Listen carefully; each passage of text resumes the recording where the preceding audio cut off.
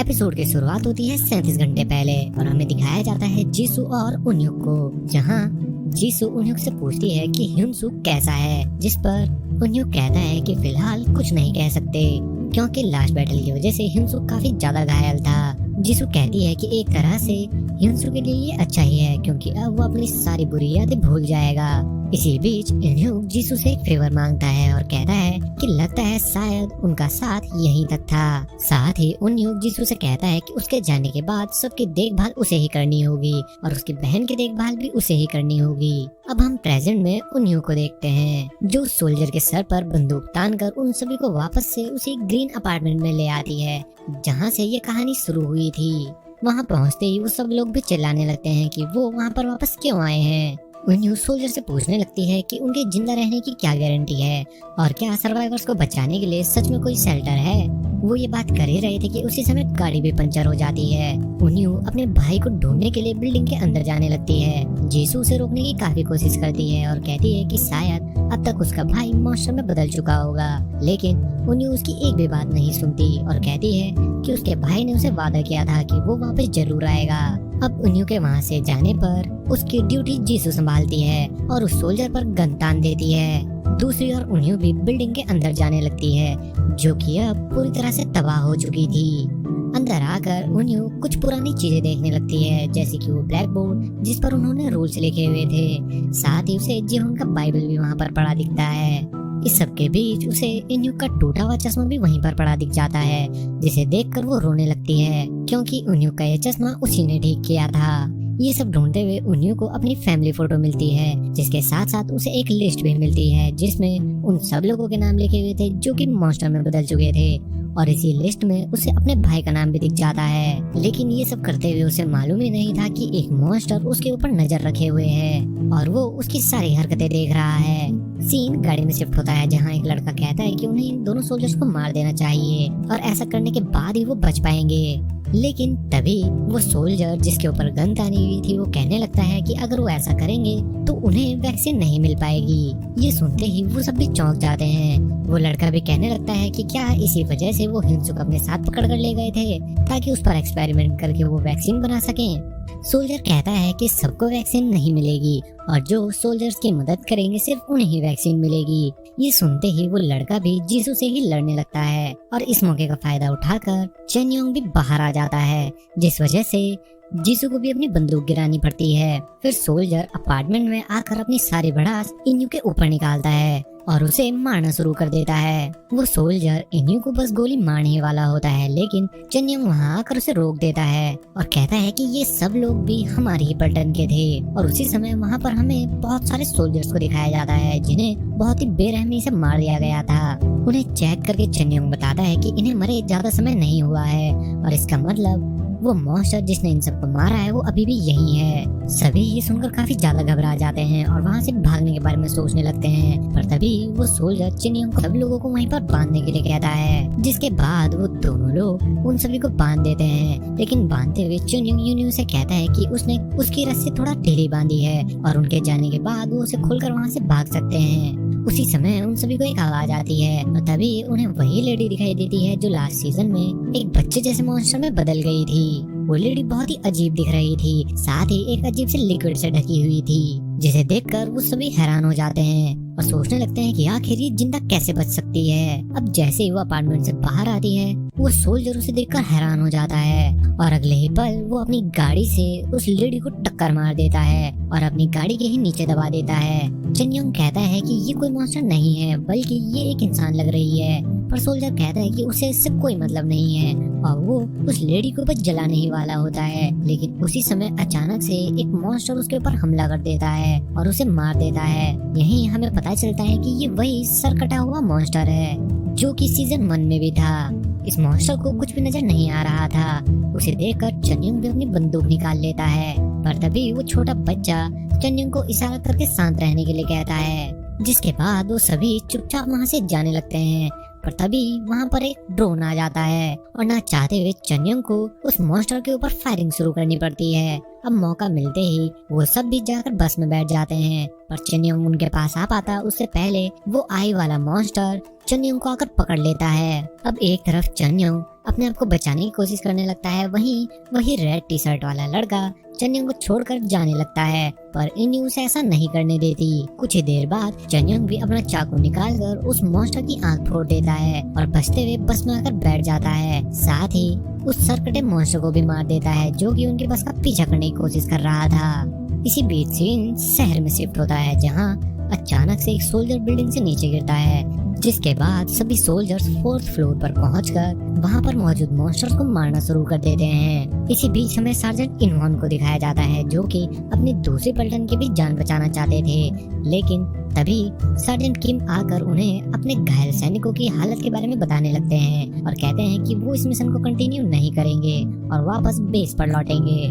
काफी समझाने के बाद भी जब किम वहाँ से जाने लगता है तो सार्जेंट इनहोन उसके ऊपर बंदूक तान देते हैं। किम भी ये देखकर सीधे उनके सामने खड़ा हो जाता है और कहने लगता है कि अगर उसे गोली मारना चाहते हैं तो मार सकते हैं, क्योंकि हेडक्वार्टर्स के ऑर्डर थे बेस पर लौटने के, लेकिन उन्होंने वो नहीं माने और उनके पागलपन की वजह से उन्होंने कई सोल्जर्स खो दिए हैं। पहले तो इन्होंने कुछ नहीं कहते, लेकिन जैसे ही किम कहता है कि जैसे उन्होंने अपने परिवार को मारा था उसी तरीके से उसे भी मार दें, इन्होंने अपनी गन नीचे कर देते हैं और सभी घायल सोल्जर्स को वहाँ से ले जाने के लिए कहते हैं। जिसके बाद इन्होंने और बाकी कुछ सोल्जर्स सभी डेड सोल्जर्स के टैग निकालने लगते हैं और इसके बाद उन सभी की बॉडीज को वहीं पर जला दिया जाता है। सीन शिफ्ट होता है गाड़ी में, जहां वो सब अभी भी उसी लेडी के बारे में बात कर रहे थे, यानी कि मिस इन के बारे में, जो कि लास्ट सीजन में एक मॉन्स्टर में बदल गई थी। और वो लोग ये सोच रहे थे कि क्या वो भी हिंसू की तरह खुद को कंट्रोल कर सकती हैं। उसी समय वो छोटा बच्चा कहता है कि वो एक अच्छी मॉन्स्टर है क्योंकि उन्होंने उनकी जान बचाई है, पर दूसरा लड़का ये सुनकर काफी ज्यादा गुस्सा हो जाता है।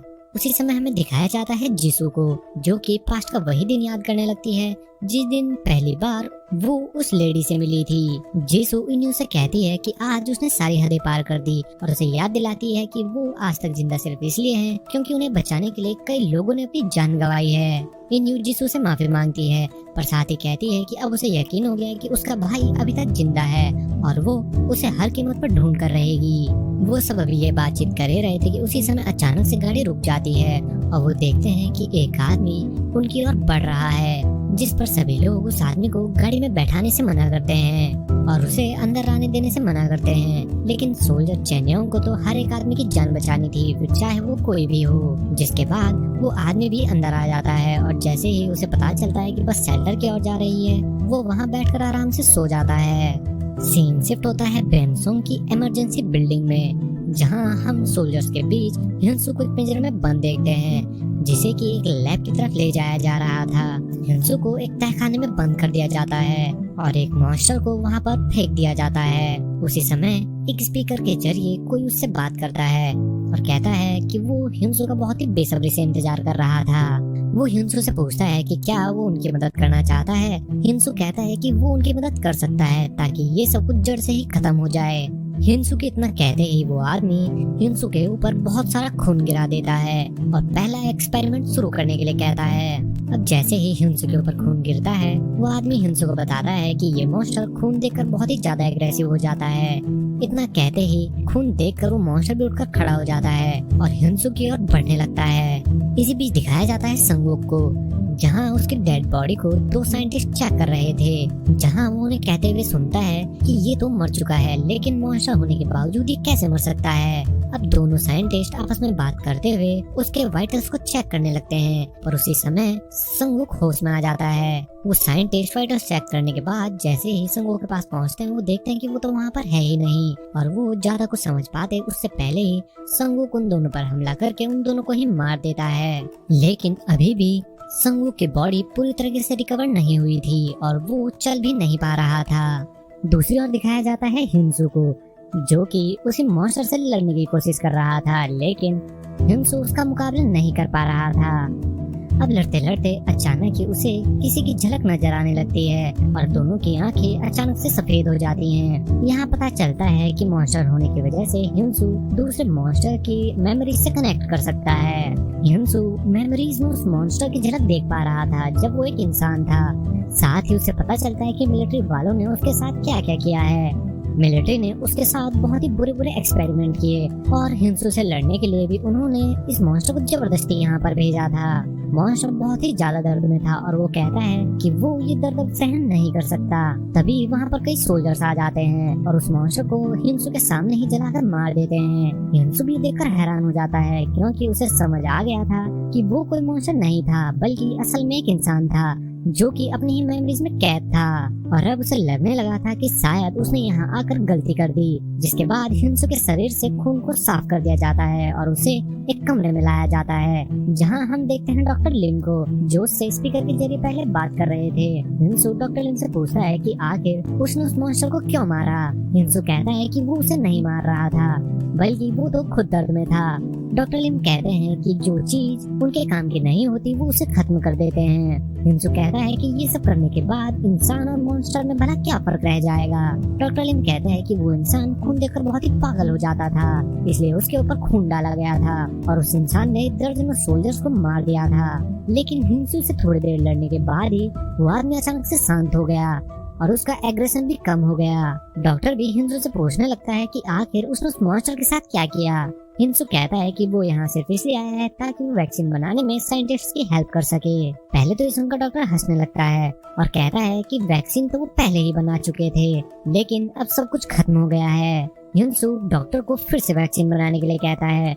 डॉक्टर भी कहता है कि इसमें उसकी जान भी जा सकती है पर हिंसू को इस चीज की कोई परवाह नहीं थी। बाहर आते ही डॉक्टर लिम की नजर यीकेन पर पड़ जाती है जो कि अपने पति को ढूंढने के लिए अंदर जाने की कोशिश कर रही थी लेकिन उसका एक्सेस बार बार डिनाई हो जा रहा था। ये देखकर डॉक्टर कहने लगता है कि अगर उसने एक बार और गलत ट्राई किया तो अलार्म बज जाएगा और वो पकड़ी जाएगी। जिसके बाद डॉक्टर लिम अपना कार्ड इस्तेमाल करता है और येकेन को उसके पीछे आने के लिए कहता है। उसी समय वहाँ पर बहुत सारे सोल्जर्स को देखकर येकेन के पास भी और कोई ऑप्शन नहीं रहता और वो उसके पीछे चल देती है। दूसरी ओर दिखाया जाता है संगूक को जो कि रेंगते हुए आगे बढ़ रहा था लेकिन उसका ये कमजोर शरीर उसका और साथ नहीं दे सकता था। उसकी नजर एक चैम्बर में जाती है जिसके अंदर एक बॉडी रखी हुई थी जिसे देखकर संगूक बहुत ही खुश हो जाता है जैसे कि वो पहले से उसे जानता हो। वहीं दूसरी ओर येकेन के अंदर जाने से पहले साइंटिस्ट उससे पूछता है कि क्या उसमें अभी भी इतनी हिम्मत है कि वो अपने हस्बैंड को उस कंडीशन में देख पाएगी। पर उसी समय वहाँ सोल्जर पहुँच जाते हैं जिस वजह से येकेन अंदर चली जाती है और वो सोल्जर्स डॉक्टर को शॉक देकर बेहोश कर देते हैं। इसी बीच सीन शिफ्ट होता है बस में जहाँ उस छोटे बच्चे को तेज से टॉयलेट आ जाती है। चनयोंग बस को रोकता है लेकिन बच्चे को डरे हुए देखकर खुद उसके साथ बाहर उतर जाता है। कुछ ही देर बाद उस बच्चे की बहन भी जग जाती है। वो पहले तो बाहर अपने भाई को देखती है फिर अचानक से उसकी नजर उसी लड़के पर पड़ती है जिसका चेहरा अब काफी बदल चुका था और कुछ ही देर में वो लड़का उसकी बहन का गला दबाने लगता है क्योंकि वो अब इन्फेक्टेड हो चुका था। कुछ ही देर बाद वो नया पैसेंजर उस लड़के को शूट करके नीचे गिरा देता है लेकिन गोली लगने के बाद भी वो फिर से खड़ा हो जाता है जिसके बाद वो उसे देखकर इतना ज्यादा डर जाते हैं कि सभी बस से नीचे उतरने लगते हैं। चनयोंग भी उस छोटी बच्ची को लेकर बस से नीचे उतर जाता है। अब बाहर आते आते वो लड़का बहुत ही बुरे मॉन्स्टर में बदल चुका था। वो नया पैसेंजर उस मॉन्स्टर को जलाने की कोशिश करता है लेकिन वो मॉन्स्टर इतनी ज्यादा तेज चिल्लाता है कि वो उसे नहीं जला पाते।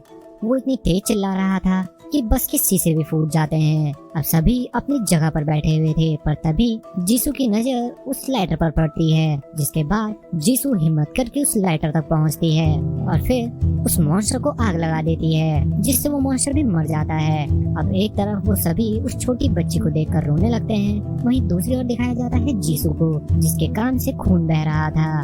जीसू उस मॉन्स्टर को मारने में तो कामयाब हो गई थी लेकिन इसके बदले उसे अपना कान गंवाना पड़ा और जीसू को उस कान से कुछ सुनाई भी नहीं दे रहा था। और इसी सीन के साथ एपिसोड 2 भी यहीं पर खत्म हो जाता है। तो मिलते हैं स्वीट होम सीजन 2 के एपिसोड 3 के साथ।